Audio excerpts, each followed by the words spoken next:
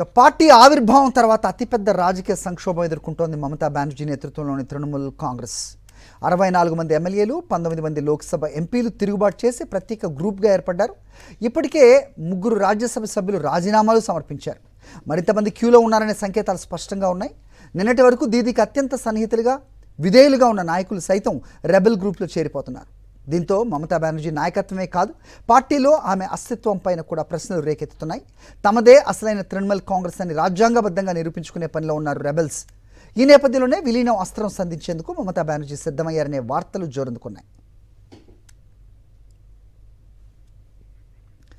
తిరుగుబాట్లు, వరుస రాజీనామాల నేపథ్యంలో కాంగ్రెస్ పార్టీకి తృణమూల్ విలీనం కానుందనే ప్రచారం జోరుగా వినిపిస్తోంది.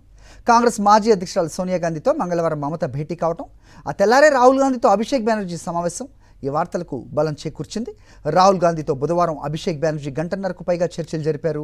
సమావేశ వివరాలను మాత్రం 2 పార్టీలు వెల్లడించలేదు. మహారాష్ట్రలో శివసేన, ఎన్సీపీ గతంలో ఇదే తరహాలో పరిస్థితిని ఎదుర్కొన్నాయి. శివసేన పార్టీ గుర్తు ఏక్నాథ్ షిండే వర్గానికి వెళ్ళిపోగా, ఉద్ధవ్ ఠాక్రే వర్గం శివసేన యూబీటీ అయింది. అటు అసలు ఎన్సీపీ అజిత్ పవార్ వర్గం సొంతమైతే శరద్ పవార్ ఎన్సీపీ ఎస్పీ అధినేత అయ్యారు. ఇప్పుడు మమతా బెనర్జీ కూడా తృణమూల్ కాంగ్రెస్ను రెబెల్ వర్గానికి కోల్పోయే పరిస్థితి ఉంది. ఎందుకంటే మెజార్టీ ఎంపీలు, ఎమ్మెల్యేలు అటువైపే ఉన్నారు. ఇది జరగకముందే తృణమూల్ కాంగ్రెస్ను కాంగ్రెస్ పార్టీలో విలీనం చేయాలనే వ్యూహంతో దీదీ ఉన్నారన్న ప్రచారము జరుగుతోంది.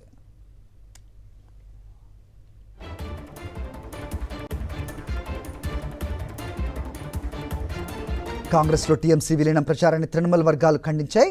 తమదే అసలైన తృణమూలని తిరుగుబాటు ఎమ్మెల్యేలకు నేతృత్వం వహిస్తున్న రితబ్రత బెనర్జీ వాదిస్తున్నారు.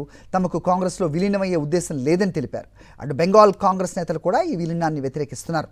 కాంగ్రెస్ నుంచి విడిపోయి 1998లో మమతా బెనర్జీ టీఎంసీని స్థాపించారు.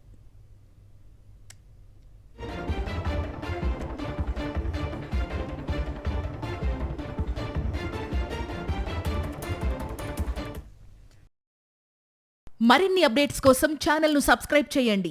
నోటిఫికేషన్స్ కోసం బెల్ ఐకాన్ పై క్లిక్ చేయండి.